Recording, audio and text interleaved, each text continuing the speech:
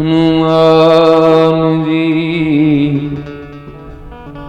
મહારાજ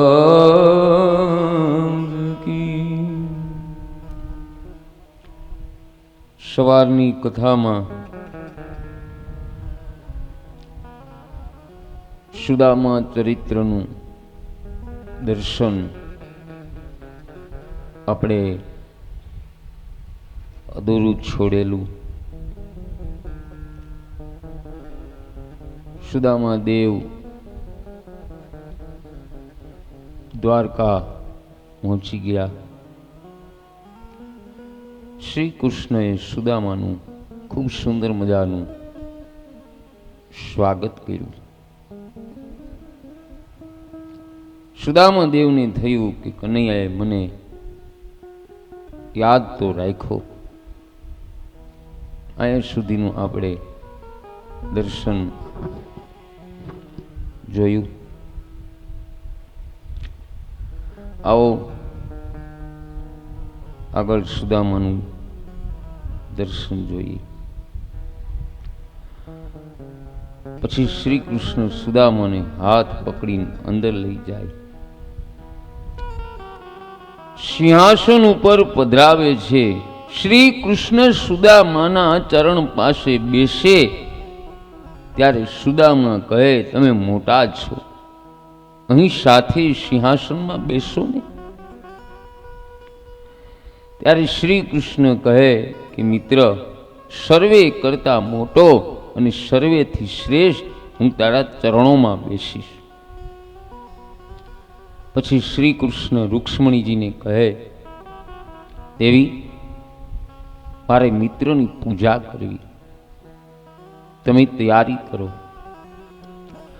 રૂક્ષ્મણી જેવી જલ લેવા આવે એના પહેલા તો પ્રભુની આંખમાંથી આંસુ આવે અને સુદામાના ચરણ પખાળતા જાય। અને રૂક્ષ્મણીજી જલ લઈને આવ્યા।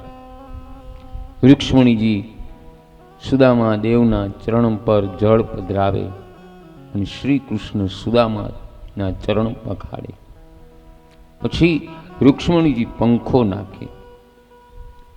બહેનો ભાઈઓ, સુદામા દેવ તપસ્વી બ્રાહ્મણ છે, પગમાં જોડા પહેરેલ નહીં, તેથી અનેક કાંટા લાગેલા, પણ ભગવાન સુદામાના પગના કાંટા કાઢે। એક કાંટો વધારે ઊંડો બેસી ગયેલો, તે કાંટો સુદામાના પગમાં ખૂંચે અને શ્રી કૃષ્ણના હૃદયમાં। ભગવાન શ્રી કૃષ્ણ રૂક્ષ્મણીજીને કહે કે દેવી સોય લાવ। સોય લાવતા વિલંબ થયો। ભગવાન પ્રેમમાં એવા તો પાગલ બની ગયા કે સુદામાના ચરણ હાથમાં લઈ અને દાંત વડે કાંટો કાઢવા લાગે। ત્યારે સુદામા દેવ કહેવા લાગે કે મિત્ર, આ શું કરશ? આ રાણીઓ જોશે તો તને શોભશે નહીં। ત્યારે શ્રી કૃષ્ણ કહે કે મિત્ર, હું તો તારો સેવક છું, તારો કનૈયો સંપત્તિમાં શાન બાન ભૂલ્યો નથી। આજે શ્રી કૃષ્ણ ભૂલી ગયા કે હું દ્વારકાનો રાજા છું, હું ઈશ્વર છું, હું ઈશ્વર છું।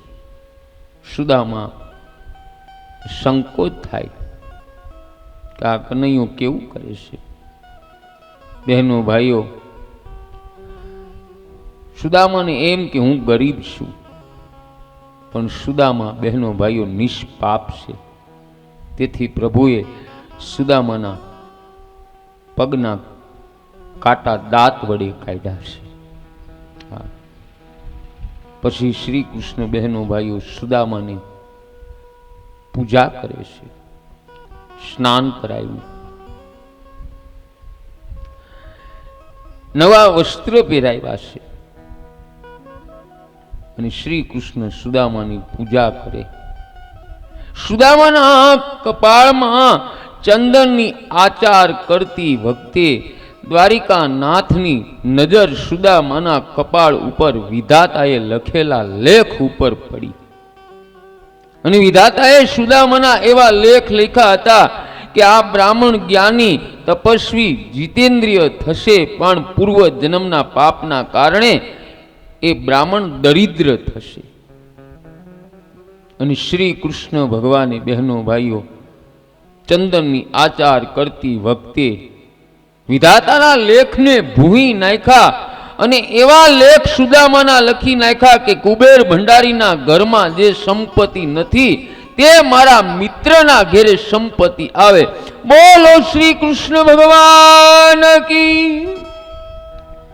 યાદ રાખજો બહેનો ભાઈઓ, ભક્તિ કરવાથી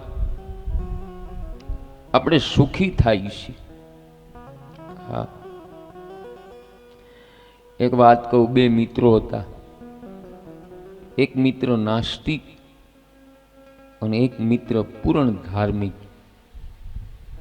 જે ધાર્મિક મિત્ર હતો બહેનો ભાઈઓ, એના ગુરુને પૂછ્યા વગર, ભગવાનની આજ્ઞા વગર જલ પણ પીવે નહીં. બંને ત્યાં સુધી આ મિત્રો કોઈ દી સાથે જાય નહીં, પણ એક દિવસ સાથે ક્યાંય ચાલીને જતા હતા. એટલે જે ધાર્મિક મિત્ર હતો ને બહેનો ભાઈઓ, એ મિત્રને એક સૂળો લાગ્યો. એટલે ઓલો નાસ્તિક મિત્ર હતો એ આ ધાર્મિક મિત્રને સંભળાવે છે કે જો આખો દિવસ તું ભગવાનની પાછળ પીડ્યો છે, ગુરુને પૂછ્યા વગરનું પાણી નથી પીતો, આખો દી કૃષ્ણ કૃષ્ણ કૃષ્ણ કરે રાખીશ, તને શું મળ્યું? આ દુઃખ જ મળ્યું ને તને. આમ આ મિત્ર વાત કરે છે, વાત કરતા કરતા આગળ ચાલે છે એટલે નાસ્તિક મિત્રને બહેનો ભાઈઓ ₹1નો સિક્કો મળ્યો. હવે ઓલાને જેવું જોતું તેવું મળી ગયું, ધોળવું તું ઢાળ મળી ગયું. જો એ કે હું ભગવાનને નામ નથી લેતો, કોઈ મંદિરે નથી જાતો, કોઈ સાધુ સંતોને નથી માનતો, મને જો ₹1નો સિક્કો દેડો. આમ વાત કરે છે. પછી બહેનો ભાઈઓ, જે ધાર્મિક મિત્ર હતો એના ગુરુને જઈને આ બધી ઘટનાની વાત કરી. અને આ ગુરુ બહેનો ભાઈઓ અંતર્યામી હતા. એટલે એના ગુરુએ કીધું, બેટા તને જગ્યાએ સૂળો વાગ્યો એ જગ્યા મને બતાય, અને તારા નાસ્તિક મિત્રોને જે ₹નો સિક્કો પડ્યો એ જગ્યા પણ બતાય. પેલો ધાર્મિક શિષ્ય બહેનો ભાઈઓ એના ગુરુને જ્યાં હુળો લાગ્યો ને ત્યાં લઈ જાય છે. અને એના ગુરુએ આંખ બંધ કરીને જોયું, અને પછી એના સદગુરુએ વાત કરી કે બેટા આ જગ્યાએ તારું મોત હતું, પણ તે ભક્તિ કરી એટલે તારું આયુષ્ય વધી ગયું, અને એક કાંટામાંથી બધું દુઃખ તારું પૂરું થઈ ગયું. હવે બતાવ, જે પેલા નાસ્તિકને ₹1નો સિક્કો દીધો, આ ધાર્મિક મિત્ર બતાવે છે, ગુરુદેવ આ જગ્યાએ મારા મિત્રને ₹1નો સિક્કો દીધો. એના ગુરુદેવે આંખ બંધ કરીને જોયું, અને પછી એના શિષ્યને કહે છે કે બેટા આ જગ્યાને તું ખોદ. અને ધાર્મિક મિત્રે બહેનો ભાઈઓ જગ્યા ખોદી, અંદરથી માટી કાઢી, અને માટી કાઢતા કાઢતા એક સોના મૂરનું ચરું નીકળ્યું. ત્યારે આ ધાર્મિક મિત્ર એના ગુરુને પૂછે છે, ગુરુદેવ આ શું? ત્યારે એના ગુરુદેવે કહ્યું કે બેટા પેલા નાસ્તિકના ભાગ્યમાં આટલું ધન હતું, પણ ભગવાનને ભૂલી ગયો, ધર્મને ભૂલી ગયો, સત્કર્મને ભૂલી ગયો, એના કારણે એના ભાગ્યમાં ₹1નો સિક્કો જ રહ્યો. મારો કહેવાનો ભાવાર્થ બહેનો એ છે કે જે ભક્તિ ભૂલે છે ને એ સારું નથી. અને કદાચ નાસ્તિક માણસ મંદિરે ન જતો હોય, સત્કર્મ ન કરતો હોય, છતાંય સુખી હોય. ઘણા માણસો એમ નથી કહેતા કે આ મંદિરે નથી જતો, ન કરવાના કામ કરે છે, છતાંય આટલો બધો સુખી કે? એનું કારણ બહેનો ભાઈઓ એ છે કે પૂર્વ જન્મનું કાંઈ ભાતું લઈને આવ્યો હોય, અને પૂર્વ જન્મનું સારું ભાતું પૂરું થઈ જાય છે, પછી રોડ ઉપર આવી જાય છે. હા, અને ભક્તિ કરતાય કોઈ પણ માણસ દુઃખી હોય તો એમ ન માનવું કે ભક્તિ કરીશી એટલે દુઃખી છે, પણ પૂર્વ જન્મના કાંઈક આપણા કર્મ નબળા બાકી છે એ કર્મ બહેનો ભાઈઓ પૂરા થઈ જશે ને એટલે આપોઆપ પરમાત્માની દયાથી આપણે એવા સુખી થશું ને કે પછી આપણી 21 પેઢી કોઈ દિવસ દુઃખ જોઈ નહીં શકે. માટે નાસ્તિક જીવન જીવવું નહીં, નાસ્તિકના સંગમાં પણ ન રહેવું. સુદામાનો ભાગ્યની રેખા મારા શ્રી કૃષ્ણે બદલાવી નાખી. પછી બંને મિત્રો બહેનો ભાઈઓ ભોજન કરવા બેઠા છે. શ્રી કૃષ્ણ સુદામાને બહુ આગ્રહથી જમાડે છે. શ્રી કૃષ્ણ કહે, મિત્ર, હું તને બચપનથી ઓળખું છું. આપણે ગુરુકુળમાં સાથે ભણતા ત્યારે હું તને બહુ મનાવતો, ત્યારે તું થોડું જમતો. મિત્ર, આટલું ખા, મારા સોગન છે. આમ શ્રી કૃષ્ણ સુદામાને બહેનો ભાઈઓ ખૂબ આગ્રહથી જમાડે. જમી લીધા પછી બે મિત્રો બહેનો ભાઈઓ પલંગમાં બેઠા છે. હવે શ્રી કૃષ્ણ સુદામાને પૂછે, હે મિત્ર, તારું લગ્ન થયું કે નહીં? સાચું કહેજો, મારા ભાભી કેવા છે? સુદામા દેવ કહે છે, મિત્ર, મારું લગ્ન થયું છે,